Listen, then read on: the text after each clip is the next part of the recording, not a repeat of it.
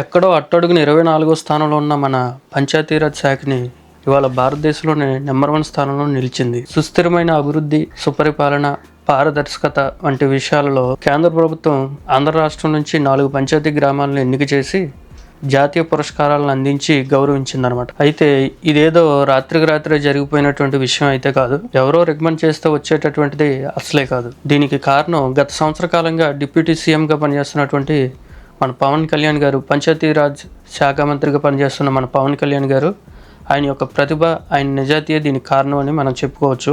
ఆయన సంబంధిత శాఖ అధికారులతో సమన్వయపరుచుకుని ప్రజల సమస్యల పట్ల ఆయనకున్న అవగాహన, ప్రజల పట్ల ఆయనకున్న చిత్తశుద్ధి, పరిపాలన పట్ల ఆయనకున్న అవగాహన, సమస్యలపై ఆయన స్పందించేటటువంటి తీరు, ఇవన్నీ కలిసి మన పంచాయతీరాజ్ వ్యవస్థని ఇవాళ భారతదేశంలోనే నెంబర్ 1 స్థానంలో నిలబెట్టాయి. మరి పంచాయతీ శాఖ ఇది వరకు లేదా అంటే ఎలాంటి గుర్తింపు లేకుండా ఏవో వాటి పని అవి చేసుకుంటూ ఉండేవి. పంచాయతీ శాఖ మంత్రులుగా ఉన్నటువంటి మంత్రులు కూడా ఏదో ఉన్నట్టు లేనట్టు మాత్రం వ్యవహరించేవారు. అసలు ఆ శాఖలో ఉన్నాయి అనే విషయం కూడా జనానికి గుర్తు లేనటువంటి పరిస్థితి అనమాట.